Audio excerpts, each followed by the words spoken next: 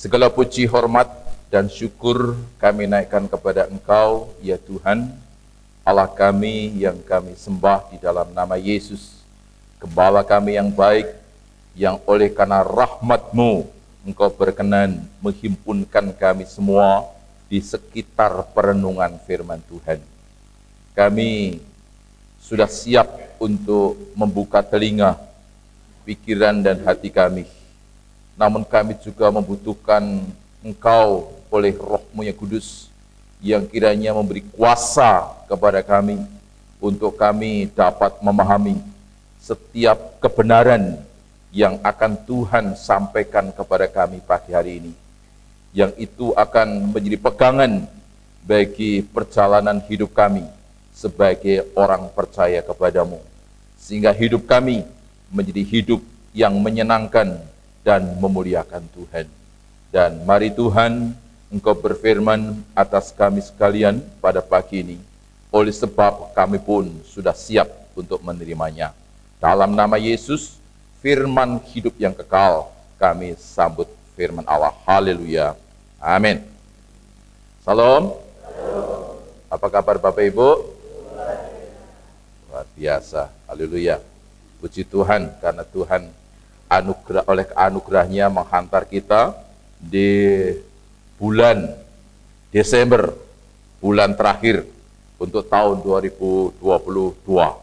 Ini anugerah yang patut kita syukuri bersama-sama, dan ini juga menjadi bulan istimewa bagi orang percaya, oleh karena kita diingatkan tentang peristiwa besar yang Tuhan kerjakan melalui kedatangannya ke dunia untuk menyelamatkan kita, yaitu kita kenal dengan Natal. Ya, jadi di sana sini kita sudah melihat, sudah merasakan tentang suasana Natal itu. Dan untuk tema bulan ini, ya, tema Natal dari PGI, Persekutuan Gereja-Gereja Indonesia, itulah yang akan menjadi tema kita juga pada bulan ini, yang itu akan direnungkan secara khusus pada malam Natal. Ya. Dan setiap minggu demi minggu sepanjang Desember ini, kita akan merenungkan hal-hal yang terkait dengan tema Natal itu. Ya. Tema Natal PGI yaitu pulanglah mereka ke negerinya melalui jalan lain, yaitu diambil dari peristiwa tentang orang Majus. Pulanglah mereka ke negerinya melalui jalan lain. Itu kita akan renungkan bersama di malam Natal. Dan minggu pertama, ya, kita akan merenungkan tentang jalan orang benar dan jalan orang fasik hari ini. Dan yang kedua, itu minggu kedua, persiapkan jalan bagi Tuhan. Dan minggu ketiga, yaitu jalan yang benar. Dan minggu keempat, akulah jalan. Minggu tutup tahun, ya, tutup tahun kita akan mensyukuri tentang kasih dan karunia-Nya dengan tema aku ada karena kasih dan karunia-Nya.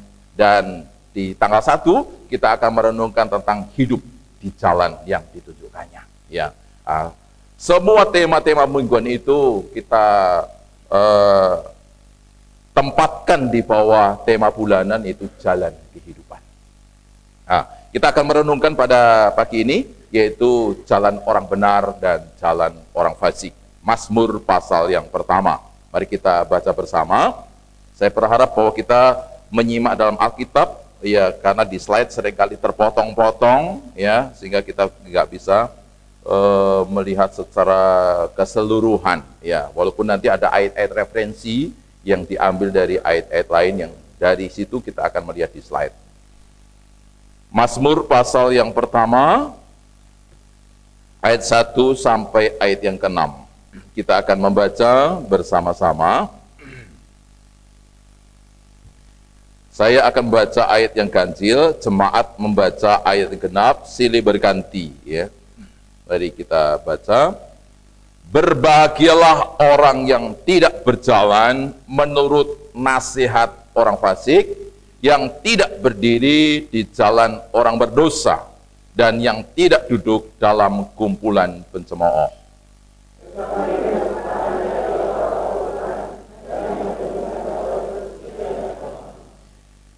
Ia seperti pohon yang ditanam di tepi aliran air, yang menghasilkan buahnya pada musimnya, dan yang tidak layu daunnya, apa saja yang diperbuatnya berhasil.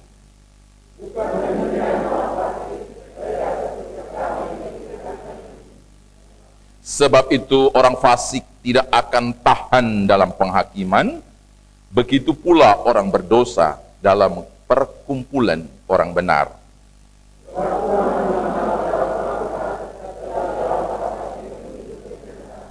Ya, sedemikian jauh pembacaan firman Tuhan. Jemaat yang kasih oleh Tuhan Yesus, dari seluruh pembacaan ayat yang sudah kita lakukan, dimulailah ayat-ayat itu dengan satu kata yang sangat penting, yaitu berbahagialah. Ya. Berbahagialah. Kalau di dalam terjemahan lain, yaitu diberkatilah. Tentu, kenapa menjadi bahagia? Oleh karena kita hidup sebagai orang yang diberkati. Berkat Tuhanlah yang menjadikan kita itu berbahagia. Ya. Nah, bagaimana kita menjadi bahagia oleh berkat-berkat yang Tuhan nyatakan kepada kita? Yaitu ketika yang pertama dikatakan, ya, tidak menuruti nasihat orang fasik. Ya. Orang yang berbahagia adalah orang yang tidak menuruti nasihatnya orang fasik. Orang fasik itu siapa? Ya. Memang dalam kehidupan sehari-hari kata fasik itu nyaris tak terdengar dalam setiap percakapan dan pergaulan kita dimanapun kita ada. Ya. Tetapi dalam Alkitab orang fasik itu ada ratusan kali disebutkan. Orang fasik itu adalah orang yang tidak percaya Tuhan. Tetapi juga orang yang percaya kepada Tuhan tetapi tidak mau peduli dengan perintah atau firman-Nya. Jadi ketika kita mengatakan percaya kepada Tuhan, tetapi kita tidak mau peduli dengan firman-Nya, dengan perintahnya, maka kita pun tergolong sebagai orang fasik. Nah, kalau di dalam Mazmur pasal 10 itu ada penjelasan lagi tentang orang fasik. Mari kita lihat bersama, ya. Mazmur pasal 10 ayat yang kedua sampai ayat yang keempat. Bisa lihat di slide atau bisa dibuka dalam Alkitab, karena ini gampang, dekat dengan nas renungan kita, bisa dilihat di dalam Alkitab. Ya. Siapa yang disebut orang fasik? Mazmur 10 ayat yang kedua. Karena congkak orang fasik, giat memburu orang yang tertindas. Mereka terjebak dalam tipu daya yang mereka rancangkan. Karena orang fasik memuji-muji keinginan hatinya, dan orang loba mengutuki dan menista Tuhan. Kata orang fasik itu dengan batang hidungnya ke atas, Allah tidak akan menuntut, tidak ada Allah, itulah seluruh pikirannya. Itu, ya. Mazmur pasal 10 ayat 2 sampai 4 menjelaskan tentang ciri orang fasik. Karena congkak orang fasik giat memburu orang yang tertindas. Jadi orang fasik itu orang yang congkak. Congkak itu orang yang sombong, yang selalu merendahkan atau menindas orang. Dan ayat yang berikutnya, siapa orang fasik? Yaitu orang yang memuji-muji keinginan hatinya. Artinya hidupnya itu berpusat kepada dirinya sendiri. Dia selalu memuji akan keinginan dirinya. Dan yang ketiga, siapa orang fasik? Yaitu Dia yang selalu berpikir bahwa Allah tidak akan menuntut, bahkan tidak ada Allah. Apapun bebas lakukan. Kenapa? Karena berpikiran bahwa Allah tidak akan menuntut. Jangankan menuntut, karena dia sendiri nggak ada. Nah, inilah ketika kita berpikir bahwa Allah tidak menuntut dan Allah tidak tahu tentang kita, Allah tidak ada di tengah-tengah kita, bahkan kita dengan kecongkakannya selalu menindas atau meremehkan atau menghina orang, ya, dan kita selalu memuji diri, meninggikan diri, atau berpusat kepada diri sendiri, itulah orang fasik. Bapak ini kasih oleh Tuhan. Kalau orang fasik yang ciri-cirinya seperti itu memberikan nasihat, kira-kira nasihatnya seperti apa? Ya. Karena tadi kan orang yang diberkati adalah orang yang tidak menuruti nasihatnya orang fasik. Nah, kalau orang fasik seperti itu, kira-kira nasihat seperti apa yang keluar dari dirinya? Tentu dia akan menasihati supaya ya silakan hidup bebas saja. Toh Allah nggak akan menuntut. Allah nggak ada kok, kan dia. Bahkan dia akan udah berpusat saja kepada diri sendiri. Apa yang menyenangkan dirinya, itulah yang akan selalu ditinggikan, itulah yang akan selalu dipuji, dan dia hidup dalam kecongkakan yang selalu merendahkan orang. Ya. Itu nasihat-nasihat yang mungkin akan diberikan kepada setiap mereka orang yang datang kepadanya minta nasihat. Ya. Dengan demikian Bapak Ibu dikasih oleh Tuhan, ya, orang yang seperti itu akan membawa orang untuk jauh daripada Tuhan, karena Tuhan tidak ada, karena Tuhan tidak akan pernah menuntut, dan karena itulah orang yang ngikutin nasihat orang fasik tidak akan diberkati atau hidup dalam kebahagiaan oleh berkat Tuhan. Yang berikutnya, ya, bagaimana menjadi orang yang berbahagia oleh keberkatan Tuhan? Dikatakan masih di ayat yang pertama itu, ya, yang tidak berdiri di jalan orang berdosa.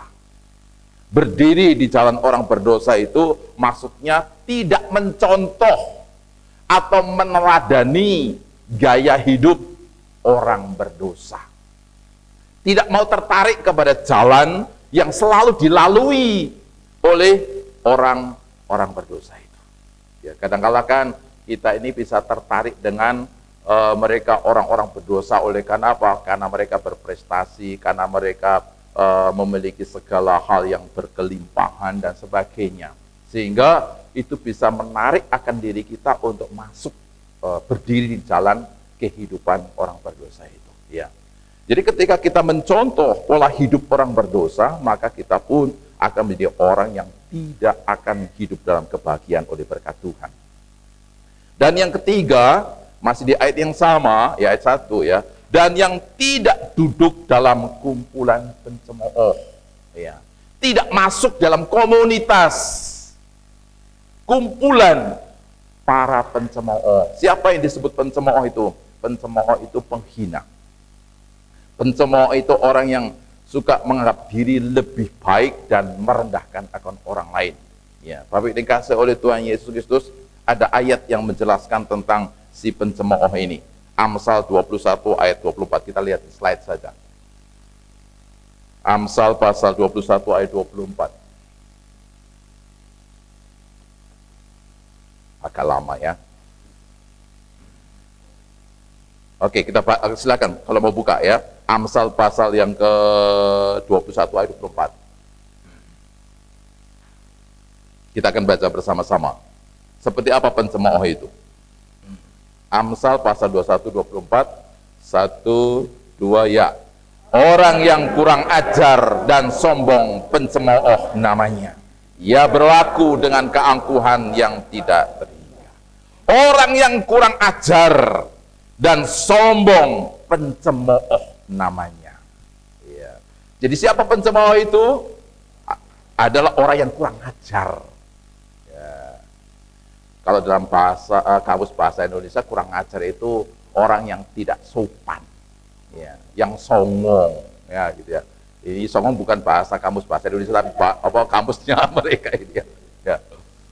Yang kurang ajar terhadap orang yang lebih tua. Kurang ajar itu kebiasaan dikenakan kepada tidak sopan terhadap yang lebih tua, yang lebih tinggi posisinya dan sebagainya. Ya.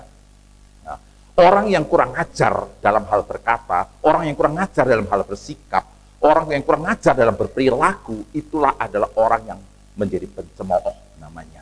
Ya, jadi ya kita yang lebih muda ya hati-hati, ya, karena sekarang ini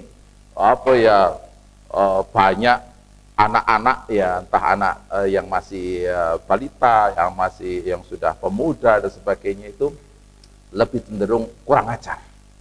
Ya, berbeda dengan zaman dulu kami ya, kami waktu masih muda itu ada pelajaran sopan santun. Ya, bahkan di dalam sekolah juga ada pelajaran khusus tentang hal itu kan, tentang sopan santun supaya tidak kurang ajar. Pelajarannya apa? PMP ya gitu ya. Sekarang PMP nggak termuat di dalamnya tentang sopan santun seperti itu. Makanya generasi muda sekarang ini kadang-kadang ketika ngomong nggak dipikir dulu, ya, nggak pakai perasaan, ya, ya. Ini kata-katanya nyakiti atau tidak, ini kurang ajar sama orang tua atau tidak. Nah, ini yang kadang-kala menjadi pergumulan kita di generasi sekarang, ya. Tetapi ingat, bagi para kaum muda ya, ketika kalian hidup dengan sikap kurang ajar, maka itu termasuk sebagai orang yang tidak hidup dalam keberkatan. Ya. Ayo, gitu ya. Orang tua lu ini tuh, dengar tuh, kan gitu ya. Seneng nih orang tua ini. Ya, Bapak dikasih oleh Tuhan. Ini saya sampaikan, ini bukan dari saya, firman Tuhan yang bicara, firman Tuhan ya yang bicara tentang hal itu ya.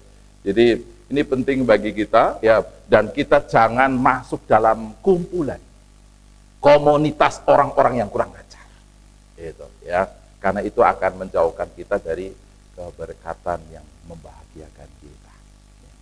Berikutnya lagi, bagaimana supaya kita bahagia dalam keberkatan? Masih di ayat berikutnya, ayat kedua ya, ayat kedua. Tetapi yang kesukaannya ialah Taurat Tuhan, dan yang merenungkan Taurat itu siang dan malam ya. Yang kesukaannya, perhatikan di sana, itu paling intinya di situ dalam kalimat itu. Masalahnya adalah kesukaan ya. Kesukaan ini dalam penjelasan yang lain yaitu cinta yang selalu merindukan. Selalu mencintai dan bahkan selalu rindu. Orang yang diberkati oleh Tuhan adalah orang yang selalu mencintai dan selalu merindukan Taurat Tuhan atau firman Allah. Ya. Bahkan ada kalimat berikutnya lagi itu, yang selalu merenungkan siang dan malam. Artinya sepanjang waktu, baik waktu siang maupun malam. Apakah kita harus baca Alkitab siang malam terus gitu ya? Bukan itu. Ya, tetapi maksudnya bahwa pikiran dan hati kita itu selalu dipengaruhi oleh firman Tuhan. Gitu. Ya. Karena apa? Saking cintanya, orang yang cinta itu kan, ya, selalu pikiran dan hatinya kan kepada yang dicintai. Ya.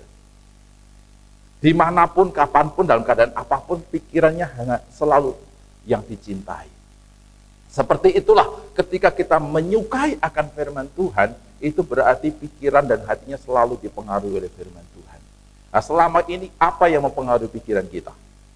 Ya, uang. Biasanya bangun pagi kan mungkin masih ada nggak ya? Gitu ya. Di dompet simpenan nggak ya? Gitu ya.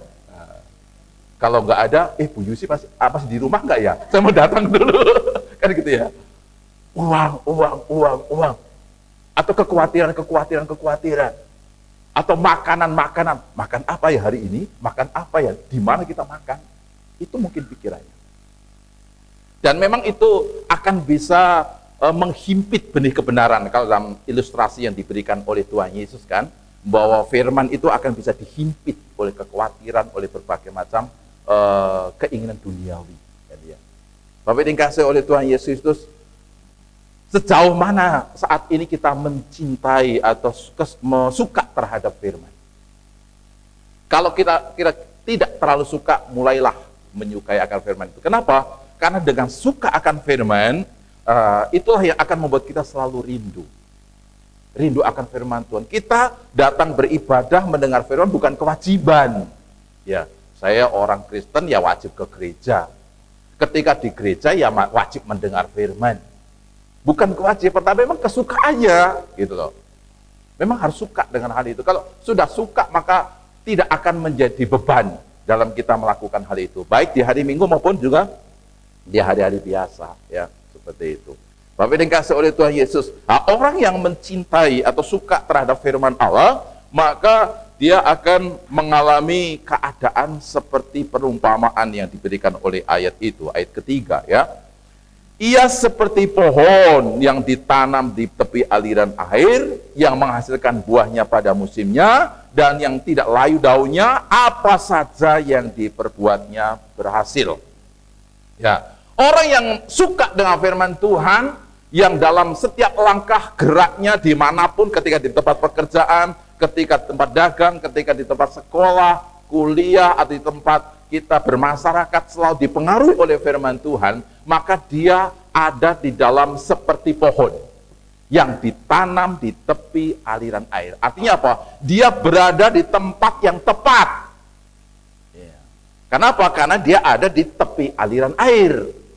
Jadi firman Tuhan itu akan bekerja seperti aliran air yang membuat apapun yang kita lakukan berhasil.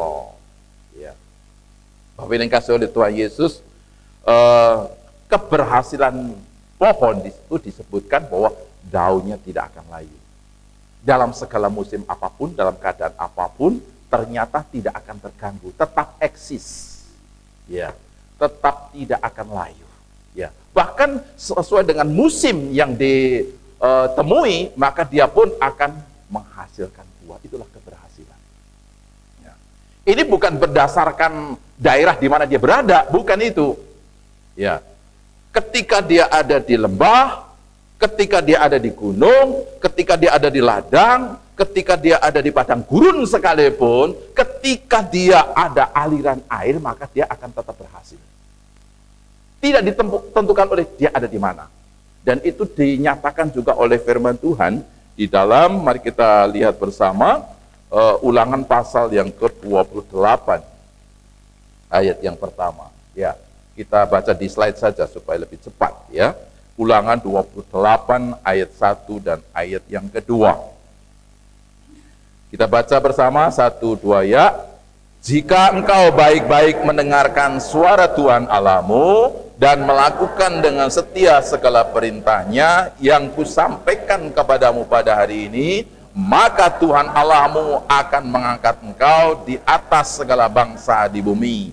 Segala berkat ini akan datang kepadamu dan menjadi bagianmu jika engkau mendengarkan suara Tuhan.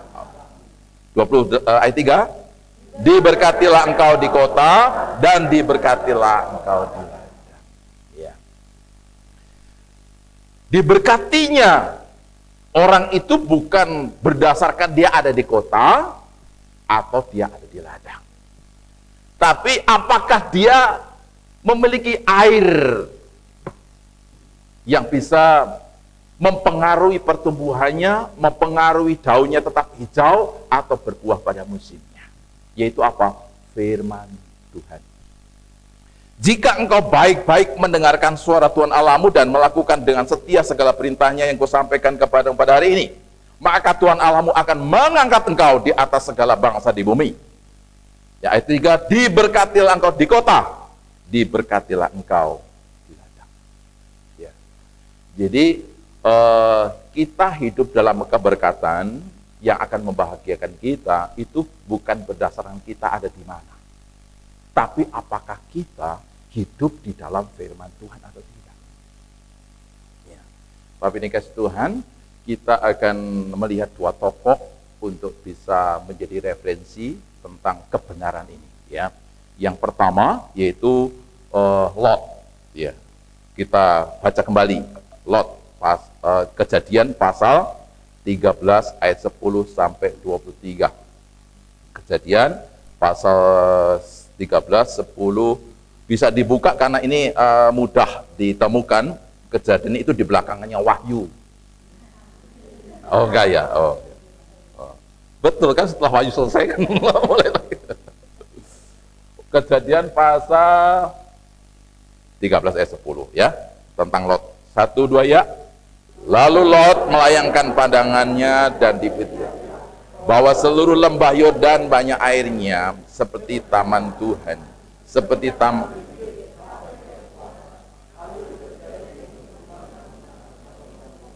Terus, sebab itu Lot memilih baginya seluruh lembah Yordan itu, lalu ia berangkat ke sebelah timur dan mereka berpisah.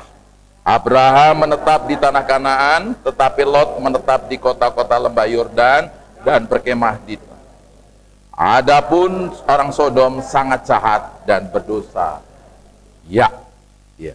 Bapak dan kasih Tuhan, ketika masalah terjadi antara dua orang yang sangat diberkati oleh Tuhan, yaitu Abraham bersama keponakannya yang bernama Lot, yaitu bagaimana Tuhan menjadikan usaha peternakannya menjadi berhasil, maka mereka kehabisan lahan, dan untuk hal itulah maka mereka bersepakat untuk bisa membagi lahan ya, penggembalaan, supaya mereka gembala-gembala yang adalah anak buah mereka, Lot dan Abraham ini tidak bertengkar. Ya. Maka diberi kesempatan kepada Lot untuk memilih yang pertama, mau pilih lahan yang mana. Dan ternyata dikatakan dalam ayat 10, lalu Lot melayangkan pandangannya dan dilihatnya lah bahwa seluruh lembah Yordan banyak airnya seperti taman Tuhan, seperti tanah Mesir dan seterusnya. Bapak ini kasih Tuhan, bahwa sejauh Lot memandang bahwa sekitar lembah Yordan itulah tempat yang paling menjanjikan untuk usaha dan pengembangannya, yaitu peternakan yang dikelola olehnya. Bapak yang dikasihi oleh Tuhan, dia melihat bahwa tanah itu sangat subur seperti taman Tuhan, artinya ya apa, sangat indah, dan tapi juga sangat menjanjikan untuk kecukupan dari yang dibutuhkan bagi pengembangan usahanya, maka dia milih tempat itu. Tetapi sayang, dia hanya melihat tentang hal itu. Dia tidak melihat tentang hal yang dikatakan pada ayat yang ke-13. Adapun orang Sodom sangat jahat dan berdosa terhadap Tuhan. Memang tempat itu tempat yang sangat baik, ya, tempat basah. Tetapi dia tidak melihat bahwa tempat itu juga adalah tempat di mana orang-orang berkumpul, yang di sana adalah orang-orang berdosa. Orang-orang yang tidak mau taat atau mungkin bahkan tidak mengakui keberadaan Tuhan. Bapak yang dikasihi oleh Tuhan, tetapi Lot tetap berkeputusan untuk memilih tempat itu dan mengembangkan di sana. Bapak yang dikasihi Tuhan, bagaimana endingnya? Akhir dari perjalanan Lot ketika dia masuk dalam kumpulan orang berdosa itu. Dia memang ketika dia ada di sana usahanya berhasil. Tetapi dia meninggalkan tempat itu dalam posisi tidak membawa apa-apa. Hanya anak-anaknya yang dibawa. Harta bendanya tidak dibawa. Bahkan istrinya pun menjadi tiang garam. Kenapa? Karena Tuhan tidak berkenan atas tempat itu. Ini menjadi pelajaran penting bagi kita. Ya, kadangkala kita hanya tergiur ya tentang bahwa ini adalah tempat yang menjanjikan untuk masa depan. Oleh karena apa? Oleh karena bayarannya mahal, tinggi gajinya. Oleh karena di tempat itu untuk pengembangan usaha sangat baik sekali. Tapi kita seringkali mengabaikan bahwa lingkungannya bagaimana. Apakah di situ terkumpullah orang-orang yang berdosa, orang-orang pencemooh, ya, yang mencemooh Tuhan, yang menganggap bahwa Tuhan tidak ada, ya, bahkan menganggap juga Tuhan tidak akan pernah membalas sesuatu, sehingga seperti dilakukan orang Sodom, mereka berlaku semau gue, ya, mereka hidup di dalam keberdosaan itu, ya, tidak memperhatikan tentang hal itu. Jadi ketika kita mau mengambil keputusan untuk mencari pekerjaan, untuk mencari tempat usaha, atau mungkin yang lainnya, ingat ya tentang peristiwa Lot ini. Dia hidup masuk dalam kumpulan orang-orang berdosa. Hasilnya tidak baik. Kita bandingkan dengan tokoh yang lain pada pasal 19 ayat 7 tentang Yusuf. Yusuf, ya. Kejadian pasal 39 ayat ke-7. Kita akan baca kembali bersama-sama. 1, 2, ya. Selang beberapa waktu, istrinya memandang Yusuf dengan berahi, lalu katanya, marilah tidur dengan aku. Tetapi Yusuf menolak dan berkata kepada istri tuannya itu, dengan bantuanku, tuanku itu tidak lagi mengatur apa yang ada di rumah ini, dan ia telah menyerahkan segala miliknya pada kekuasaanku. Bahkan di rumah ini ia tidak lebih besar kuasanya daripadaku, dan tidak diserahkannya kepadaku selain daripada engkau. Sebab engkau istrinya, bagaimanakah mungkin aku melakukan kejahatan yang besar ini dan berbuat dosa terhadap Allah? Walaupun dari hari ke hari perempuan itu membujuk Yusuf, Yusuf tidak mendengarkan bujukannya itu untuk tidur di sisinya dan bersetubuh dengan dia. Ya, sejauh itu dulu ya. Bapak Ibu yang dikasihi oleh Tuhan, kalau Lot ada di lembah Yordan itu pilihan dia. Tetapi kalau Yusuf ada di lingkungan orang berdosa, orang Mesir, orang yang tidak kenal Allah, bukan kemauan dia. Proseslah yang membawa dia ke tempat itu, yaitu dibuangnya dia oleh saudara-saudaranya dan seterusnya. Bapak yang dikasihi Tuhan, tapi satu hal ya, bahwa dia pun tinggal di Sodom Gomora, yaitu istri Potifar yang setiap hari menggoda akan dia untuk dia diajaknya bersetubuh. Bapak yang dikasihi oleh Tuhan, setiap hari digoda terhadap dosa. Tapi satu hal yang menjadi pernyataan Yusuf dikatakan ayat yang ke-39 bagian B itu, bagaimanakah mungkin aku melakukan kejahatan yang besar ini dan berbuat dosa terhadap Allah?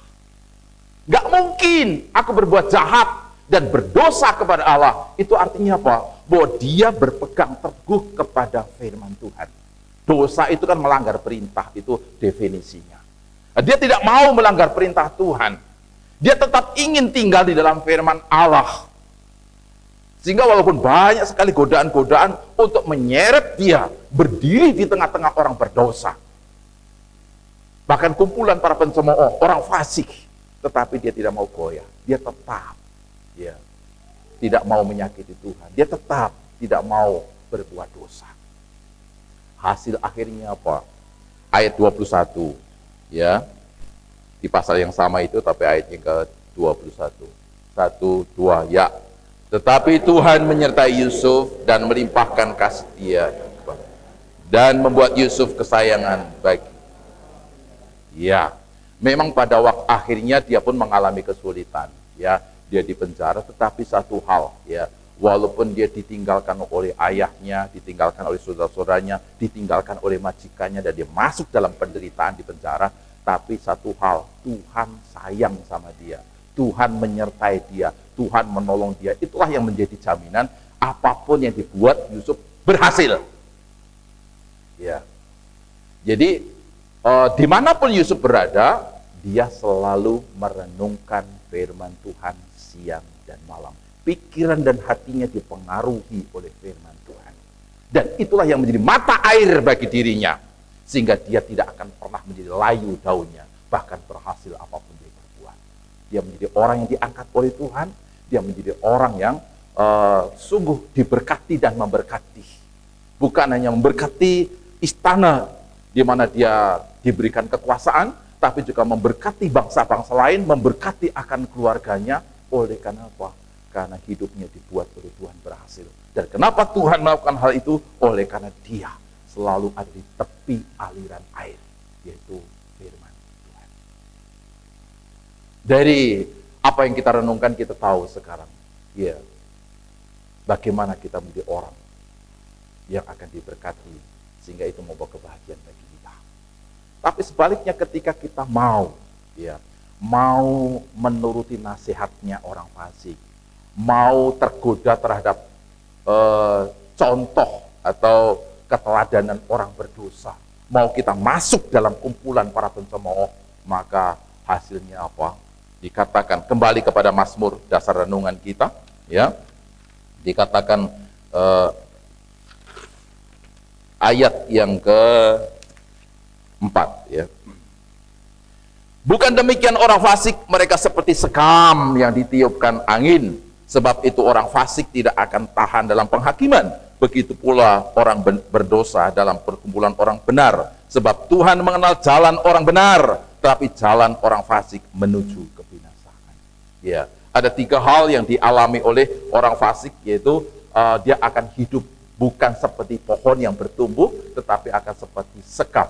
Sekam itu adalah kulit padi, ya, yang dimanapun dia berada tidak akan pernah menghasilkan sesuatu yang baik. Ya. Mau ditiup, ditempatkan di kota, ditempatkan di ladang, ditempatkan di pegunungan dan sebagainya, dia tidak akan pernah menemukan keadaan baik. Dia akan menghabiskan waktu untuk apa? Untuk lompat sana, lompat sini oleh karena tiupan angin itu. Dan tidak akan pernah berakar, tidak akan pernah bertumbuh. Itu artinya bahwa hidupnya akan sia-sia. Dia tidak akan pernah diberkati dan menjadi berkat. Dan berikutnya lagi apa? Yang akan dihadapi orang fasik? Penghakiman. Dia tidak akan tahan dalam penghakiman. Setiap kita, Bapak Ibu, akan menghadapi penghakiman. Bahkan penghakiman pun sebenarnya sekarang sudah berjalan. Ya, sudah berjalan, sudah berlaku. Ada 2 macam penghakiman kalau sesuai dengan perenungan firman Tuhan. Dikatakan ayat 6 tadi bahwa ada jalan orang fasik, ada jalan orang benar. Itu artinya apa? Tuhan sudah memilah di sana. Sudah memilah mana orang fasik, mana orang benar. Dan di sana Allah pun sudah bertindak. Orang benar akan diberkati, orang fasik akan dijadikan seperti sekam, bahkan akan tidak bertahan dalam penghakiman. Artinya apa tidak bertahan? Yaitu dia tidak akan bisa membela diri.